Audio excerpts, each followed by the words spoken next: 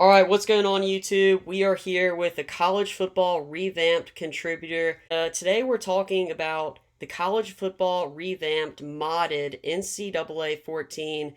So, what is College Football Revamped for maybe somebody who hasn't heard of the movement that y'all are making for NCAA 14? Yeah, so essentially we're taking NCAA 14 and we cracked it open. We're giving it a facelift and updating it for the 2020-2021 season. So it's going to be a lot of things. The most noticeable things are going to be things like jersey updates, pants updates, helmet updates. Uh, we're going to update fields, stadium decorations, potentially some 3D models, like updated helmet models. Like I know people have been asking about the Speed Flex and some of the new shots. Uh, Lots of cool things, logos, bowl logos, basically everything. Splash screens, menus. Uh, Even we have some people looking into potentially altering some gameplay logic and tuning that to be a little more realistic. Although NCAA 4, I think a lot of people agree that NCAA 14's gameplay is pretty great. I did see on the Instagram that y'all are doing some FCS teams. Is that a separate mod, or will those FCS teams be included? So as of right now, there is a hard cap in the game because of how the schedule generation logic, which we're looking into. But there's a hard cap of 126 teams, plus the four FCS Midwest, FCS East, all those teams that don't really uh, count, I guess, towards the team total that aren't playable in Dynasty. So we have a separate group of, not separate, I shouldn't say, but just another group of people within our contributor ring who are working on basically converting the entire game to FCS teams. So I think there's maybe one FCS team that's getting left out because of the numbers. I forget exactly which one, but they're making jerseys, they're making fields, and they're doing all of this from scratch, which is a ton of work. So we haven't showcased that as much yet because it's a lot more work. It's coming along more slowly because we have a lot of stuff to base off of. We have a lot of our contributors who worked on some of the Madden mods, like the D105 mod and the college football, the CFBM mod.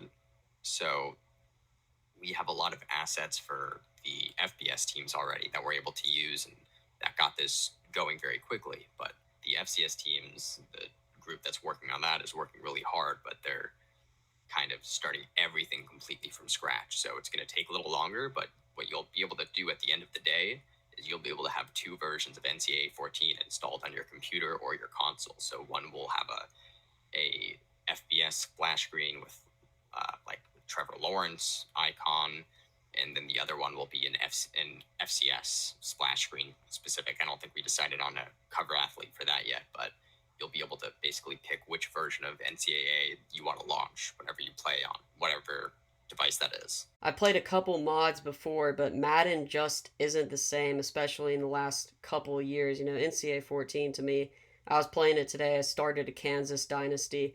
So I'm definitely excited. Can you talk a little bit about the uniforms and what y'all are doing with the uniforms, the helmets? Yeah, so for right now, we are somewhat limited by the shaders that are in the game and the game engine. So that tinted chrome look might not be exactly what you're used to, but uh, essentially the way that the game works is in the helmet config file. It's called an RSF file. You essentially just mess with the parameters and turn the reflectiveness of the shells. So you could actually have a half matte, half chrome helmet if you wanted for whatever reason, because each half is a separate item, I guess, or material. So you just turn the reflectiveness all the way up. And there are some other parameters and values that we tweak and stuff. But and we're still trying to figure out what the best parameters to use to get it to look as like the perfect chrome. But yeah, so it's cool figuring out that and not having to just, for example, I think there's only 4 or 5 chrome helmets in the base game, and obviously now a lot of teams use chrome helmets. You have Louisville, you have Minnesota, you have, I think TCU has some, and a bunch of other schools, Wake Forest. So it's nice to not be limited to just having those 5 or whatever chrome helmets and just changing the logos on them, knowing that we can make all the helmets if we wanted chrome or all the helmets matte, for example. The uniforms are essentially made of two layers. One is called the normal layer, which is a normal map of the uniform, which basically gives it fake 3D. It's if you look up a picture of a normal map, you'll see what I'm talking about. It's hard to explain. And then we have the color file, which is the texture, which is basically the design that you see with all the colors.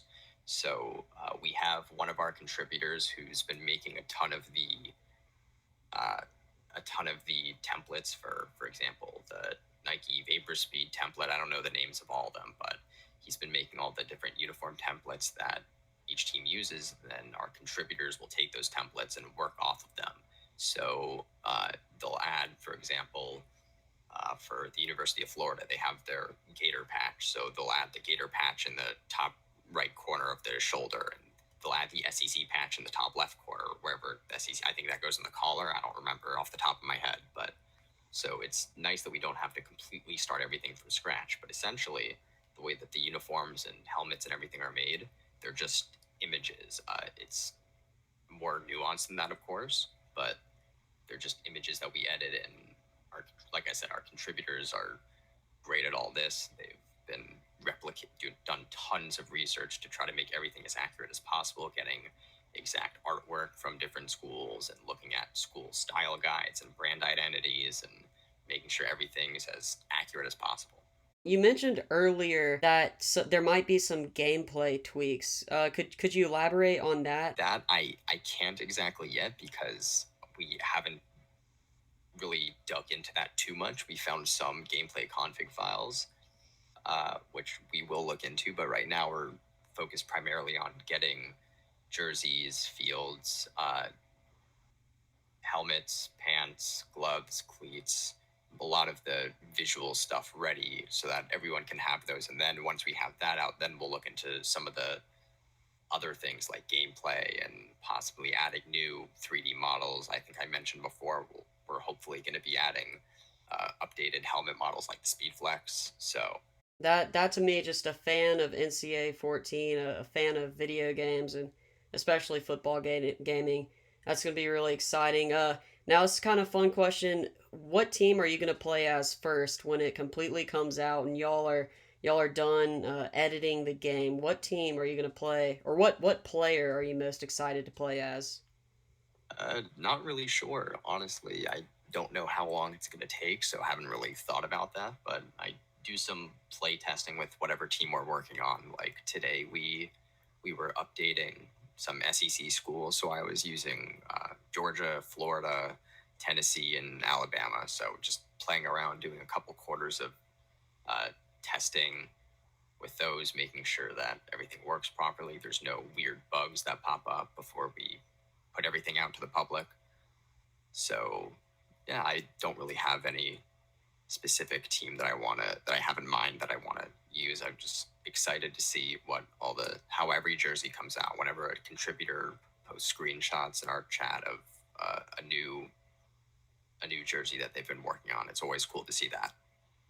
I can say this on my part and part of just college football fans in general and people who have been playing NCAA 14. We're all thankful for what you're doing, updating the rosters, updating all these teams, because we've been stuck with the same game for a really long time now. And now that it's getting an update, I think a lot of people are going to start playing it more, and a lot of people are going to be thankful for what y'all are doing. So thank you for Yeah, that.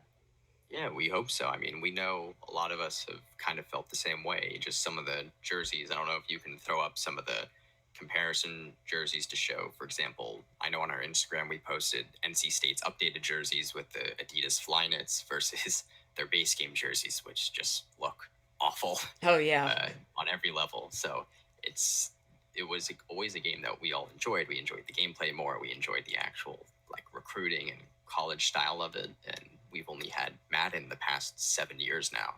So and Madden, I know a lot of people are dissatisfied because it's shifted.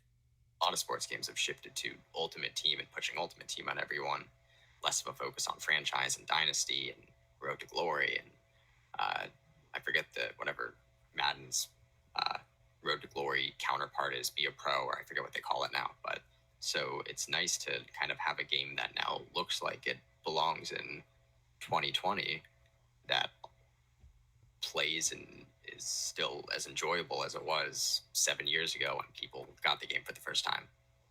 Well, is there anything else you'd like to say about college football revamped and kind of the future of NCAA 14? You know, the facelift of NCAA 14, if you will. I think a lot of people are excited, and I'm sure y'all are going to get a lot of publicity as the weeks go on, especially with COVID-19. I think a lot of people are starting to play NCAA 14 again just because everyone's so bottled up, you know.